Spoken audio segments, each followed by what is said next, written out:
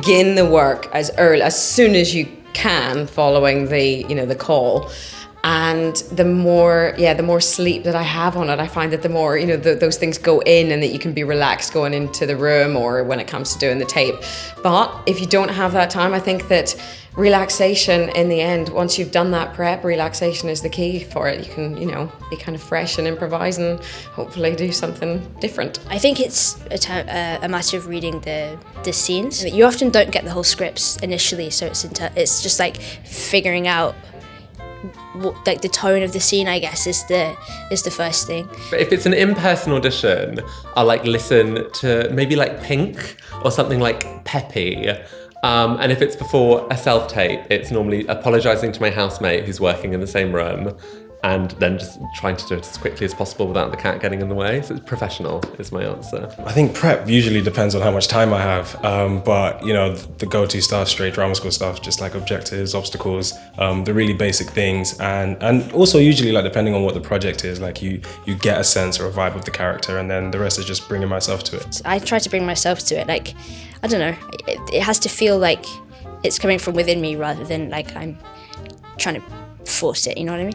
I'm not very good at it. There's that famous one where Hugh Laurie is in a bathroom somewhere. He's filming in the Sahara, and he does the one for House.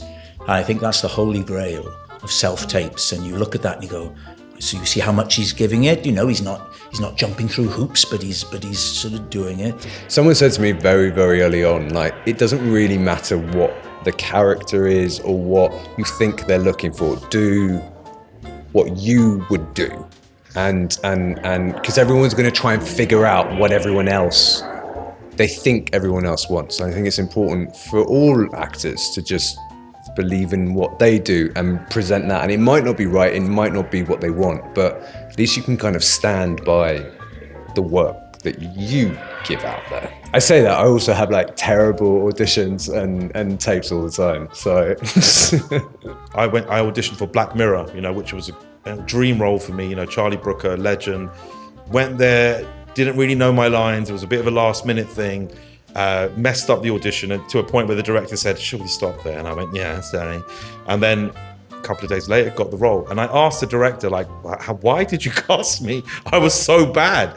And he said something great, which I've actually used for my own kind of directing and writing in the future. He said, sometimes it's not about the audition. It's about having the confidence in the person that they can do the job. And he said, we always knew you could do the job. So that was good because, an audition is like a test. And a test and audition don't always give you the great, a good kind of example of what someone can do. Someone can be nervous, someone can be loads of things on the day. But if they can do the job, then that's great.